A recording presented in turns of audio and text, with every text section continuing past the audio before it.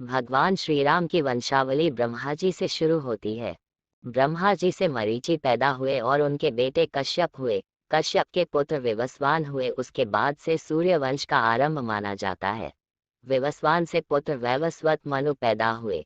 वैवस्वत मनु के 10 पुत्र इक्ष्वाकु, कुशनाम, नाभाग, अरिष्ट, धृष्ट, नरिश्यंत, करुष, महाबली, शर्याति और पृषद पैदा हुए। वैवस्वत मनु के दूसरे पुत्र इक्ष्वाकु के कुल में भगवान राम का जन्म हुआ था। इक्ष्वाकु वंश की परंपरा धीरे धीरे आगे बढ़ती गई, जिसमें हरिश्चंद्र, रोहित, वृष, बाहु और सगर पैदा हुए। इक्ष्वाकु के समय में ही अयोध्या नगरी की स्थापना हुई थी। इक्ष्वाकु कौशल देश के राजा थे और राजधानी साकेत हुआ करती थी, जिसे अयोध्या में कहा जाता है। गुरु वशिष्ठ ने रामायण में राम के कुल का विस्तार से वर्णन किया है। इक्ष्वाकु के पुत्र कुक्षी हुए और उनके पुत्र विकुशी संतान बाण हुई, जिनसे अनरण्य पैदा हुए। अनरण्य से पृथु और पृथु से त्रिशंकु पैदा हुए। त्रिशंकु के पुत्र धुंधुमार और उनके पुत्र का नाम युवनाश्व था।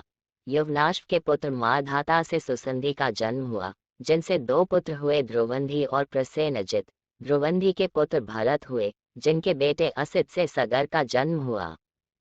सगर की गिनती अयोध्या के पराक्रमी राजाओं में होती थी। सगर के पुत्र असमंज और उनके बेटे अंशुमान हुए।